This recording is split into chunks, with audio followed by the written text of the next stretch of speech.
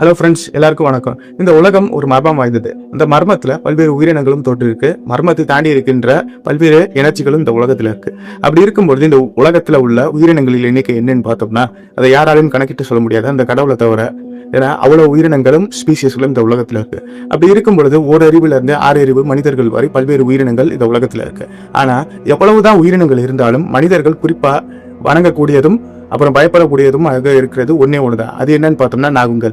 அப்படிப்பட்ட நாகங்களுக்கும் மனிதர்களுக்கும் உள்ள தொடர்பு என்னன்னு பார்த்தோம்னா அது பல்வேறு விஷயங்களை குறிப்பிடும். குறிப்பா நாகம்னு பார்த்தோம்னா அது நெகட்டிவ் எனர்ஜியாகவும் குறிக்கும். சில சமயத்துல நாகத்தை வச்சுதான் கோயில்ல மனிதர்கள் பிரதிஷ்டை செஞ்சுட்டு வர்றாங்க, அப்புறம் வழிபட்டுக்கிட்டும் வர்றாங்க.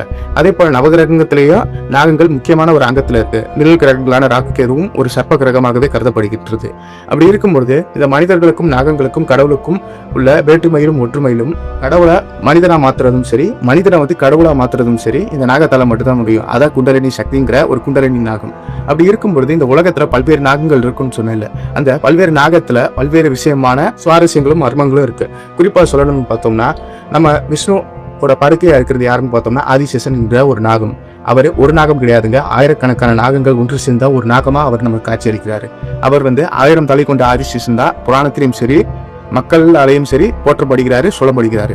அப்படிப்பட்ட நாகங்களின் அரசனான ஆதிசேஷன் எப்படி பிறந்தாரு, அப்புறம் சிவன் கழுத்துல இருக்கிற வாசுகி என்ற நாகமும் எப்படி தோன்றுச்சு, இந்த வாசுகிக்கும் ஆதிசேஷனுக்கும் உள்ள தொடர்பு என்னன்னு பார்த்தோம்னா இருவரும் ஒரே முனிவருக்கு பிறந்தவர் தான், ஒரே தாய்க்கு பிறந்தவர் தான், இருவரும் சகோதரர்கள் ஆவார்கள். அது மட்டும் இல்லாம இங்கதான் ஒரு ட்விஸ்ட் இருக்கு.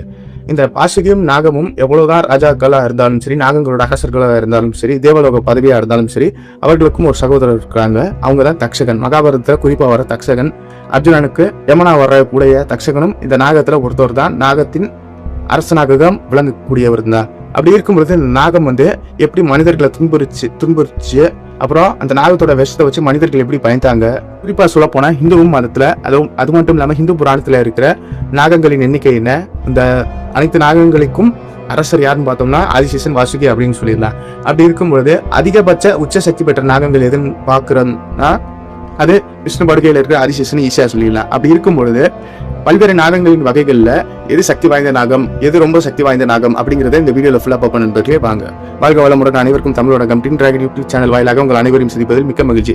நம்ம இந்த வீடியோல இந்த உலகத்துல பல்வேறு நாகங்கள் இருக்கு. கடவுளுக்கு உதவிய நாகங்களும் சரி, அரக்கர்களுக்கு உதவிய நாகங்களும் சரி, இப்படின்னு சொல்லி நிறையவே இருக்கு. அப்படி இந்த வரிசையில சக்தி வாய்ந்த 3 நாகங்களை பத்தி இந்த வீடியோல ஃபுல்லா பார்ப்போம் நண்பர்களே. வாங்க.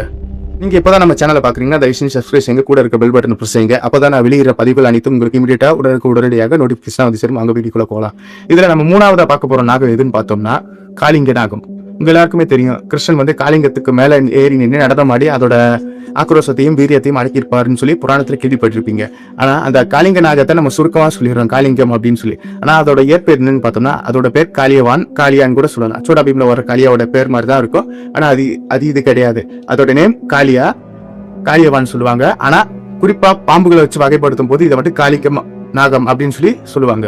அப்படி இருக்கும்போது இந்த காளிங்க நாகத்துக்கும் கிருஷ்ணனுக்கும் என்ன தொடர்பு, ஏன் இவர் கிருஷ்ணன் கிட்ட போய் இப்படி மாட்டிக்கிறாரு, கிருஷ்ணன் ஏன் இவரோட ஆக்ரோஷத்தை அடக்குற மாதிரியே செயல்பட்டிருக்காரு அப்படிங்கிறத இந்த வீடியோல ஃபுல்லா பார்ப்போம். தொடர்ந்து கனவுலையும் பாருங்க நண்பர்களே, உங்களுக்கு புரியும். காளிங்கம்ங்கிற ஒரு நாகம் எப்படி வாழ்ந்துச்சு, எங்க வாழ்ந்துச்சு அப்படின்னு பார்த்தோம்னா இந்த நாகம் காசியபரோட ஒரு மகனாக கருதப்படுறாரு. இவர் தேவலோகத்துல வாழ்ந்துகிட்டு வர்றாரு, அப்புறம் பூவுலகத்திலேயே வசிக்கிறாரு.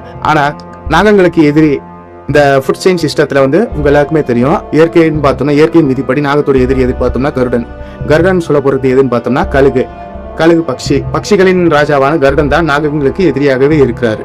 இங்கதான் உங்களுக்கு ஒரு ட்விஸ்டான காமெடி தெரியும். என்ன காமெடின்னு பார்த்தோம்னா கருடன் பாம்போட எதிரி, பாம்பு கருடனோட எதிரி. அப்படி இருக்கும்போது விஷ்ணு பகவான் கருடனை தன்னோட வாகனமாகவும் வாசுகியை அதாவது வாசுகியின் சகோதரனான ஆதிசேஷனை தன்னோட படுக்கையாகவும் வச்சிருக்காருன்னா விஷ்ணு எவ்வளவு பெரிய சக்தி பெற்ற சமநிலை பெற்ற கடவுளாக இருப்பார்னு நீங்க யோசனை பண்ணி பார்த்துக்கோங்க நண்பர்கள். அப்படி இருக்கும்பொழுது கருட மகாராஜா அதாவது பட்சிகளின் அரசனான கருடன் நாகங்களை வேட்டையாடுறதும் நாகங்களை வதம் செய்யறதும் நாகங்களை உட்கொள்றதும் ஒரு ஹாபியாகவே வச்சுக்கிட்டு எல்லா நாகங்களையும் அழிச்சுக்கிட்டு இருக்காரு. அப்படி இருக்கும் பொழுது கருடனுக்கும் நாகங்களுக்கும் பகை உருவாகுது.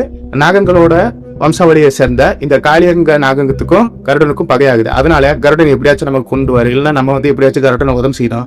அப்படி நம்ம 2 பேத்துக்குள்ள போர் வந்துச்சுன்னா விஷ்ணு பகவானுக்கு தான் இது மனசங்கடமா இருக்கும். அதனால கருடனுக்கு பயந்து கிடையாது, கருடனை நம்ம முன்னாடி தோன்றாத வண்ணம் அவரை மீறி வாழணும், அவர்கிட்ட நெருங்காதவனும் நம்ம வந்து வேற இடத்துக்கு போய் வாழணும் அப்படிங்கிறதுக்காக கருட மகாராஜுக்கு பயந்து கூட சொல்லலாம் அவர் வந்து யமுனை நதிக்கரைக்கு போறாரு. இவர் யமுனை நதிக்கரைக்கு போறதுக்கு முன்னாடி ஒரு தீவுல வந்துகிட்டு இருக்காரு. அந்த தீவோட பேர் என்னன்னு பார்த்தோம்னா ரமணம் அப்படிங்கிற ஒரு தீவு. அந்த தீவுல வந்து அவர் தன்னோட நாக சகோதரர்களோடையும் நாக மனைவிகளையும் நல்லா சந்தோஷமா வாழ்ந்துட்டு வராரு.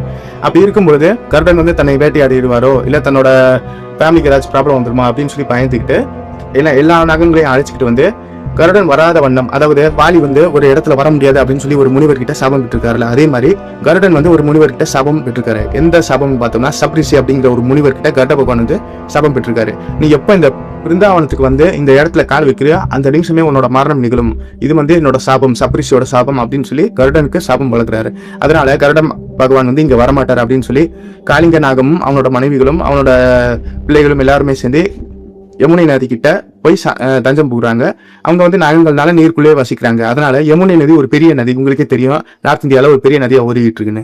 அப்படி இருக்கும்போது அவங்க நதிக்குள்ள போய் தஞ்சம் புகுந்ததுனால அவங்களோட விஷம் ஃபுல்லா யமுனை நதியோட தெற்கு பகுதியில ஃபுல்லா பரவி ஒரு விஷ நதியாவே மாறிடு.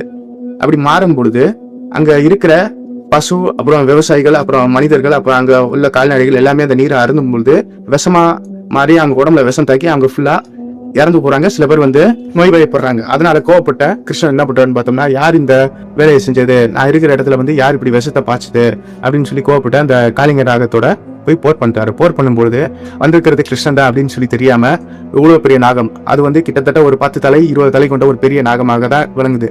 அந்த நாகம் வந்து பெரும் புகழையும் பேரையும் பெற்றது, திறமைசாலி வாய்ந்த நாகம். அது மட்டும் இல்லாம தன்னோட தலையில வந்து பல்வேறு மாணிக்க கற்கள், மரகத கற்கள் சொல்லி நவரத்னங்கள் அணிந்த ஒரு நாகமாக திகழுது. அப்படி பெருமையாக திறமைசாலியாக இருக்கிற நாகத்திடம் இந்த சின்ன பையன் ஜெயிச்சிருவானா அப்படின்னு சொல்லி எல்லாருக்கும் கேள்வி இருக்கு. காளிங்க நாகத்துக்கும் அந்த ஒரு கேள்வி வந்து இருக்கு. இந்த பையன் வந்து என்னை வின் பண்ணிடுவாரா, என்னோட ஆக்ரோஷத்தையும் வீரியத்தையும் அடக்கிடுவாரா, நானே கர்டனுக்கு பயந்து இங்க இருக்கேன், இவன் வந்து தொந்தரவு பண்றானே அப்படின்னு சொல்லி இந்த நாகத்துக்கும் கிருஷ்ணனுக்கும் போர் வருது. போர்ல வந்து காளிங்க நாகத்தை வந்து வதம் செய்யறதுக்காக அவர் போறாரு. ஆனா கிருஷ்ணனுக்கும் காளிங்க நாகத்துக்கும் போர் நடக்குது. 2 பேருமே உக்கிரமா சண்டை போடுறாங்க. ஆனா கிருஷ்ணன் அரக்கர்களே அழிச்சவர், அங்க இருக்கிற பகாசுரன், அகாசுரன் போன்ற பெரிய அரக்கர்களே அழிச்சது. அதனால அவருக்கு வந்து இந்த நாகத்தோட சண்டை போடுறது பெரிய விஷயமா தெரியல. எப்படியோ அந்த நாகம் வந்து இவர் வந்து தீண்டும் பொழுது அவர் வந்து விலகி கங்கை நதி, அதாவது யமுனை நதிக்கு அருகே போய் அவரோட வீரத்தை வந்து அடக்க பார்க்கிறாரு. அப்படி இருக்கும் பொழுது அந்த காளிங்க நாகம் வந்து 20 தலை 30 தலை கொண்டு உயர்ந்து நின்று கிருஷ்ணனை வந்து வதம் செய்யறதுக்காகவே போராடிட்டு இருக்குது. ஆனா கிருஷ்ணன் டக்குன்னு ஜம்ப் பண்ணி அதோட வால் பகுதியில மேலே ஏறி உடம்புல ஏறி ஒவ்வொரு தலைமையிலே போய் ஜம்ப் பண்ணி அந்த நாகத்தோட வீரியத்தை அடக்க பார்க்கிறாரு, அதோட கோவத்தை அடக்க பார்க்கிறாரு. இப்படி பண்ணும்பொழுது காளிங்க நாகத்தோட விஷம் பாய்ச்சும் பொழுது ஒவ்வொரு செகண்டும் பாய்ச்சும் போது கிருஷ்ணன் மிஸ் ஆகி ஒவ்வொரு தலைமையில போய் ஜம்ப் பண்ணி ஒரு நடனம் மாதிரியே ஆடுறாரு. அந்த நடம் வந்து ஒரு ருத்ர தாண்டவம் மாதிரியே இருக்கு. சிவன் எப்படி கோவப்பட்டு ருத்ர தாண்டவம் ஆடுவாரு அதே போலதான் தெரியுது. அப்படி தெரியும் பொழுது சிவன், விஷ்ணு, பிரம்மா, அப்புறம் மூதேவிகள், அதாவது மூதேவின்னு சொல்லப்படுற லட்சுமி, சரஸ்வதி, பார்வதி, அப்புறம் சிவன் உக்கிர அவதாரமான காலபைரவரோட அவதாரம், அப்புறம் யமனோட அவதாரம் அப்படின்னு சொல்லி எல்லா வடிவமும் கிருஷ்ணன் வந்து எடுக்கிறாரு.